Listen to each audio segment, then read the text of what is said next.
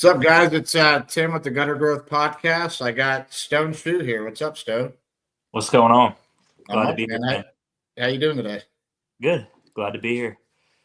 Cold out? Yeah, to like 20 something. Enough for me to not do anything. I Did got you my guys guys. work or? Yeah, I got the guys out there doing some gutter. We have a contract with the Folds of Honor. I'm sure people know what Folds of Honor is. I feel like they've kind of blown up quite a bit, but they started and founded here in Owasso out of Stone Canyon. So we're cranking out a couple buildings for them, installing some screen, doing some clean outs, annual maintenance plan stuff. Who are they? Folds of Honor is what it's called. Okay, what do they do? It's they're kind of just a foundation for veterans. It's I'm not too informed on exactly what they do, but I know they've got a mission based around veterans. That's cool. So you got all their contracts, or? Yeah, we became a vendor for them about 6 months ago. Was in a pretty harsh competitive bid with a couple other companies, and we're going back and forth, and they finally selected us, and it's been a pretty solid blessing having that. Yeah, I've been watching you for past couple of years on social media, and kind of remind me of me because I started really young. So it's been cool to watch you and kind of you grow over the past couple of years. For sure. Yeah, I remember when we connected. I was just I didn't know shit, I just was hopping in the game. The only thing I knew how to do was install gutters. I found how to run the business through that, through adversity and opportunities and all that fun stuff. So tell me a little bit about how you got into the business. So I've actually got family. My uncles, they own a roofing and guttering company, and in high school I worked with them in the summertime. I graduated, knew I wasn't going to college, so I stuck with it. I was making $80 to $90 a day, pulling home those whopping $400 paychecks, just slaving away, being the crew lead. This is in 2017, 2018. Yep. Graduated high school, went 2018 is when I graduated high school, and then the year after, so 2019 and going into 2020, which here comes COVID. I started my business, I would say, right when COVID hit. I was 20, just turned 21, and just hit the ground running, just, kept going. And, I learned they had me on crew lead, and then I switched over to roof sales, and I got a little bit of experience selling roofs, and I had to install side down, and I was like, well, man, I went to him and I was just like, hey guys, I'd like to go out on my own and try building my own thing, and they were cool with it. They kind of, they supported me in everything that I had to do. And they've rented out their 6-inch trailer to me before, stuff like that to help me build, renting a 40-foot ladder out, whatever it is to help me continue to grow my business. And here we are now, starting year 4, balls deep. How old were you when you started? I was 21. 21. Just turned 25 recently, so I'm starting year 4 right now. That's a hard time to start during COVID. Oh man, how did that affect you? I can't really say how it affected me because that was like all I knew, So it was just like, amidst all the other adversity of starting a company out and trying to build it, you've got COVID and you've got the world shutting down, and it's just that's all I've ever known is just to hustle my ass off and make it work, make ends meet. Were you guys working during COVID? You're keeping it rolling? You're essential? Yeah. I mean, I didn't wear a mask or anything like that, but it was quite rebellious, I'm not the type to handle authority real well and abide by restrictions or anything like that. So, but we found our way through, and here we are. Cool, man. So kind of what's the company look like now? I know I seen you driving to pick up a couple machines a few weeks back. Yeah. So just drove down to Seattle, or I guess up 35 hours to Seattle, Washington to pick up a box gutter and a European box gutter machine. And then about a month before that, I drove up to St. Louis to grab a half round machine. And we've got, we've got three trucks, a box truck, a van, 2 roll-off dumpsters, and 5 and 6 inch gutter machines. So we're up to 9 machines right now, and 4 trailers, and we've got enough to run 6 crews. I'm just stacking up on it, That's impressive. You've done that pretty quickly. Was that about 3 years? Yeah, just 3 years, just buying and selling, building and finding what works for me, and if it doesn't work, dishing it and trying the next thing. Are you one of the only ones that has like the half round machine out there and the Yeah. box machines? Yeah, so I'm thinking company number 4 that has the half round machine, and then company number 2 for the box gutter machine, and then the only company to have the European box gutter. That's smart. Yeah, that Euro, once they start seeing that, when I remember I got the first, was actually a second Euro in my area, Florida, when I started. I was like the first one over here to have it. So like no one knew about it. But like, I don't know, it's probably been about 5-6 years since then. And like now I'd say at least 15 companies have it, 20, maybe more. Yeah. And the homeowners know about it. So it's like at first it was kind of slow going, but now like people are asking about it and the market kind of is aware of it. Yeah. But that's awesome that you're positioning yourself that way. Have you sold much of it yet? I've sold 3 jobs of the European. The reason I bought the half round machine was because I sold a $75,000 copper half round job. So I took took the deposit and went down to St. Louis and grabbed that. That's nice. What was it on like a historical house or? Just it's a custom home. This guy actually owns a bunch of Sonics. And he was like one of the founders of Sonic. Oh wow. He's piss rich. Yep. And roofer went through and they got a storm up there in Ponca City, and the roofer ended up getting that job, and he called me. It was actually the first job he used us for. He had a cheaper company that he used. There's a lot of $425, $450 a foot. Wow. Around here. So that's wild. A lot of my buddies that are in the roofing industry don't even use me just because they can get that. And it doesn't make sense to me, but I'm not going to sit there and fight with them over it. I don't want that kind of work. So once that job came through, it was funny. He was like, "Hey man, I've got my 2 other gutter companies that I use, but I don't really trust them for this job." And I was like, "Well, yeah, I bet you don't." And he was like, "I really am going to use you on this. Just let me, fight these supplements and stuff like that, but turn your quote in and we'll try to get it rolling." And it took him, I think, 6 months to end up getting it, getting it going. But we got that wrapped up. A lot of guys are afraid of those jobs because they're just so big, the money. Mm-hmm. I remember selling one that was like 110,000, and I'm like, man, this is a lot of money.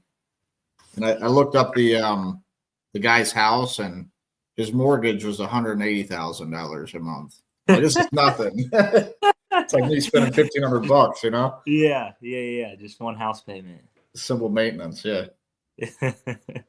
Yeah, that's where I'm headed with this.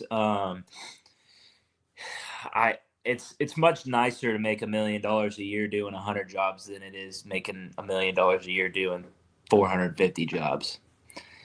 And that's kind of where I'm at. I've got a few guys on my team that I know are well bought in, and that see the vision and where the direction that we're headed. So it's real nice to be able to buy these machines and let these guys know that, hey, this is our approach now. They're on 20%, but here's our approach. I know you guys like to work, but we're going to start transitioning into, making that $1 million a year and 100 jobs versus, the 450 jobs, whatever it is, because at the end of the day, you're working less harder and you're letting that machine do the printing.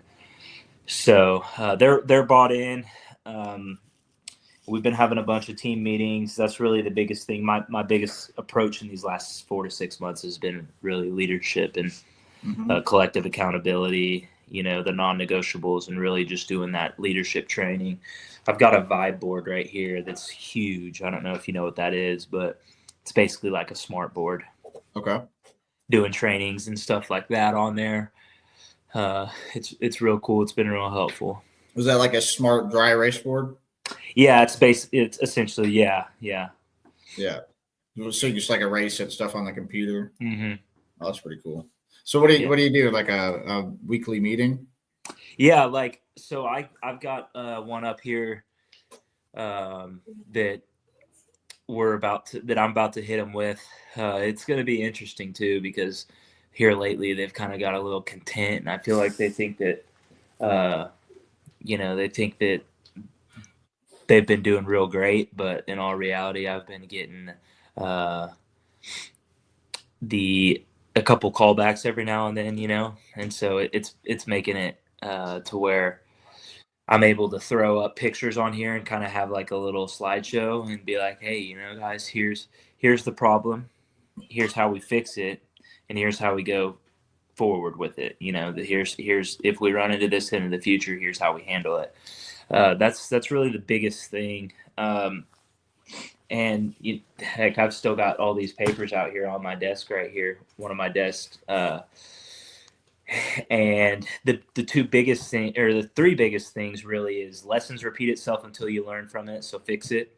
And then the paired metrics for incentivized pay is quality and speed. And without getting that pay, you've got to have both. And then offensive customer service. How do we make the customer's experience top notch? Because that's going to continue to drive in results. And really breaking that down to them, the customer's experience is number one, but the only way the customer's experience is going to be good is if the employee's attitude, effort, and quality is good. And then from there, that's going to build your company culture. Then that's going to drive in all your referrals and your word of mouth, and business keeps turning and turning. So we got to figure out how to solve those two problems, and everything else is going to build itself. Yeah, those meetings are vital for that. I put a post up this morning about that, and a couple of people were like, I disagree. I'm like, I don't know how you run a company and not have meetings. And it's like if you had, if you're married, like, are you not going to spend an hour at least with your wife every single week? I mean, how's that going to work? How do you keep everyone on the same page and the culture together?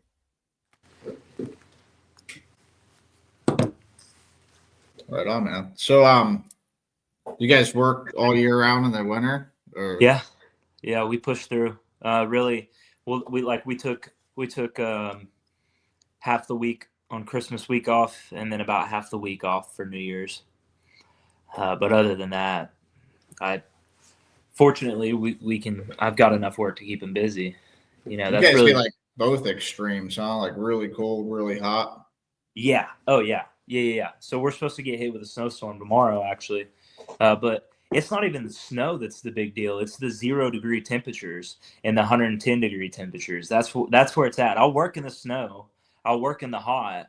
But shit, man, when it's 0 degrees, there's only so much you can do. And when it's 110 and no rain for 3 months, there's only so much you can do, without killing yourself. Growing up in Florida, I was always told that it's hot down here. I'm like, so I thought it was like the hottest place in the United States.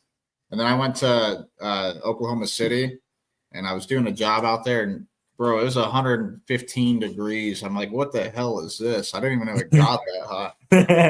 Yeah, it's insane, man, and it's dry too. People always say, well, it's humid hot, like that's hot. Well, try dry hot. Try not being able to fucking breathe whenever you take 10 steps up a ladder and then go back down. Do you guys get a lot of buckling in the gutter from like the two different extremes? Yeah. It's fairly common. Thankfully, I haven't really. I've had maybe a couple jobs, but most of the time it's on like metal buildings, man. And these metal buildings will get slapped up, and these dingbats will throw that fascia up all crooked, and nothing's level. So the depth of the screw is really what it is. Mm-hmm. But when you get the screw depth with the thermal expansion and contraction, that's really when it goes bad. So not really. Do you use wedges or do you use all like Roof vampire straps. Roof roof straps? straps. I noticed that about Oklahoma. Like down here, we would just throw wedges on it, but like everyone up there when I was up there had like roof straps on it. Yeah. What's the reason for that? Just what everyone Um, does, or do you guys have 1x2 a lot up there on top of that 1x6 fascia? we do? Okay. Yeah, I think it's really just a preference at that Mhm. point. It's probably just because it's the cheaper route. That's what everyone's doing up there, so it's kind of stayed that way. Yeah, and it's the cheaper alternative. Of course, if so to say the roofer is paying a 425 guy that's using roof straps and tries to beat you down to at least get to $5 a foot. I'm not paying extra money for the wedges. Now for my customers, like I'll break it down. Do you want these straps or do you want these wedges? Do you want the 3-year warranty or do you want the 10-year warranty? Do you want to pay extra for the wedge? It's all kind of hand in hand. There's really guys doing it for 425 a foot over there. Oh yeah. You can scroll marketplace. You can scroll marketplace and see 425. It's nuts. But we're like the first stop after Texas, which is obviously where the border's at, where everyone's dumping in, and it's Oklahoma next stop. Texas is super cheap too. I was in Dallas for a little while, and actually, that's how I ended up in Oklahoma City because I had a couple crews, and we were moving state to state.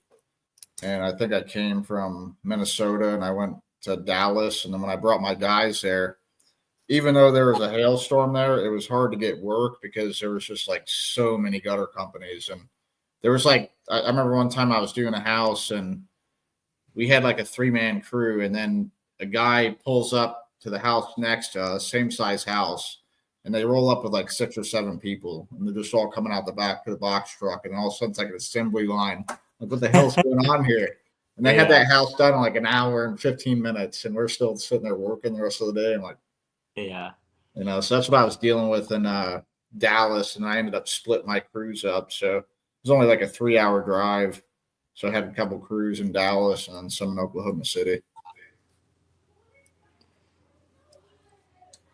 So how did you get started In the business? Mm-hmm. I was a personal trainer when I was like 18, and I was kind of running my own business, and they like basically I paid rent to the gym, and I got to train all my own people in there, and I had like 40 clients a week, so I was pretty much full. And they had new management came in, wanted to have employees only. And I'm like, well, I'm not going backwards. So one of my clients was a gutter guy, and he made pretty good money, so I just ended up getting into it with him. And he's like, yeah, we're going to be doing gutters. And so I met him at the shop, and we go to the first job, and at this point I still didn't know what a gutter was. And then I see it running out the back of the machine. I'm like, whoa. So yeah, I didn't know what it was when I got into it. Yeah. Cool. And you were in the industry for how long? Let's see. Well, I started at 18 and turning 40 soon, so about 22 years. Yeah. And you exited, when did you exit? About 2 years ago. 2 years ago. I'm getting back in it though. Yeah. Yeah, I got me and Grant have a yeah, it's gone. It's probably what, just a 2-year? Yeah, well, yeah, it's gone now. or whatever it is, yeah. It's we're getting a Spartan machine made, a 6-7 inch combo. Yeah. So that'll probably be done like mid-February, and I'll hop back in it. Me and Grant will do it together. So Hell yeah. So he's not with Brothers still then, right? I think I saw. no, we're both just full-time Gutter. gutters. Yep. Yeah. Yeah, I we're gonna love that. document the whole thing.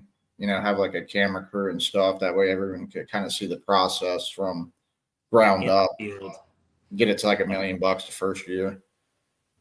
Yeah, that's dope. What target area? Palm Beach County, Florida. So is Grant still living in Texas? Yeah, he's in the process of moving. In the process of moving, nice. Mm-hmm. Yeah. Me and Grant talk quite a bit. He shows love on the Facebook. I love that. Yeah, man, Grant's great. So I love to see where you guys have started and where it's at now. It was just like what, a year and a half ago. We were competitors at one point for like. Yeah, I think I want to say maybe Grant told me that, or I was talking to Corey. Mm-hmm.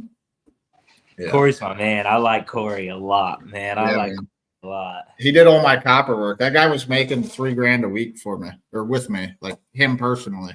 Mm-hmm. Pretty consecutively. So Corey's a beast. Yeah, I like him a lot. Yeah, he did all my I had him do all my copper half round or my commercial box gutter. Are you getting into any of that stuff? Do you do any like brake work? Yeah, we're getting into it. I'd really just like to buy an 8-inch box gutter machine. I don't like fabbing it. Yeah, the 8 inches. Who's making those right now? I don't know if you can buy one or not. Maybe KWM might. KWM has, I think there's 1 or 2 out there. And I think Steve Kaiser has one. And probably Dan Close. Yeah, I think there's only 2 guys that have them. I think those are the only 2 guys. Hard to come by, but they'll do chop and drops for you. Mm-hmm. I don't know if it's worth it or not on the big machine to buy it. I just don't like seaming it. I'm a seamless type of guy. Yep. No, I get it. But a lot of times, I see a lot of gutter guys, they leave money on the table, not doing the seam stuff. For instance, you get a commercial building and they got a certain gutter that's broke up there a certain way. You'll definitely make more money taking what they have down and replicating it and putting it back up than you will selling them seamless. And there's so many people that'll take that shit down and then sell them 6-inch or 7-inch gutters seamless. And, instead of it being a job where they could get $75 a foot, now they're down to making $10, $15 a foot because they talk themselves out of it, Yeah. Yeah. We've gotten to some commercial work. It's kind of far and few between. It's more, we get asked more, about it through subcontractor work. Yeah. Which them roofers try to make too much on it, so it makes it. You do a lot of subcontract work or mostly homeowners? We're about, I would say 60-40 homeowners, 40% contractor. It's pretty even. We get into springtime, we get storm, then it'll probably level out, 50-50 or flop. You get hailstorms every year? We had one decent one this year, but they're not consistent. The last time was 4 or 5 years ago. I don't know. I know these roofers talk about all the time how they're running dry and all that stuff. Yeah. Yeah, I know you guys get a lot of it, or you have in the past. I guess it's that hot, cold, extreme temperatures that causes that out there. Yeah. What about tornadoes? You got to deal with that, a lot of that out there? Oh yeah, all the time. Yeah, we had a couple in Florida a couple months ago, and we'd never experienced that. Yeah. A couple towns in my area. Yeah. Yeah, it was like a record-breaking one. It was we got the ones that you guys get, and we never see that. I saw that. It was for what, Hurricane Helena? It was actually when the summit was going on. Yeah, that's exactly what it was, December 5th and 6th, and that weekend, because there were some people that couldn't make it. We're getting ready to announce the dates for that soon. We're actually signing everything for the Georgian again tomorrow. Cool. So, Yeah, I'd be excited to get that going again. Heck yeah. Hell yeah, man. Good deal, bro. So what you got going on? You just plugging along? Yeah. The guys actually just got back, and they're about to head out. They just wrapped up their day. We actually started a $30,000 siding job for one crew. Stuck them on it, and we're just trying to keep afloat. We're consistently doing 10, 20 grand a week right now. Good. Trying to at least hit that 80K month. That's kind of the bottom line, is where I'm at. To keep steady and keep the bills paid and stuff like that. Hell yeah, man. No, that's awesome. You're like at year 3, right? Yep, just starting year 4. What's the goals this year? 2.5 million. Hell yeah, you got to double up, man. Double up. You got all those machines. Time to put them to work. We've got the machines. We've got the guys. We've got the leadership. We've got the accountability, and we're gonna start dumping money into marketing. We ran that 1.5 million last year off of word of mouth referrals, contractors. We That's had wild. No money in lead costs, no money in ads, none of that. So. Oh, then you could do it this year then. Oh, 100%. Yeah. It's time to scale. Yeah, put a nice $5,000 a month AdWords budget. Mm-hmm. Maybe $1,000 or so on Facebook. Yeah. Put 100 signs out a month, 150 signs. Yeah, you'll do it, bro. Yeah, awesome. We're in a great position now. I just switched over to Job Nimbus. We're getting shit set up on AI, getting everything automated. Where were you at before, Jobber? I was using Builder Prime. Okay. Software. It's kind of like it's more of like a contracting company software. Okay. It really wasn't. I wasn't too big on it. I've heard good about Job Nimbus. I know it's similar to Jobber, but I think it does a little bit better reporting. They integrate, and it seems like the reporting is really the big deal. Mm-hmm. Yeah, their reporting's on point. Yeah. So that's the goal, is to get those KPIs and make sure everything's accurate and really, really drive results and make database decisions. Mm-hmm. Good deal, man. Well, Stone, I appreciate you coming on here today and having a podcast with me. So, heck yeah, man. Yeah, man. Excited to see you again at the next summit. Yeah, I'll be there. Yeah, you just let me know. We'll hop on another pod or something, man. I'm excited to let you know about what we've got going on, and I'd love to hear what you guys got going on. Good deal, bro. Sounds good, man. I appreciate you coming on here, and have a good night. All right, brother. You too.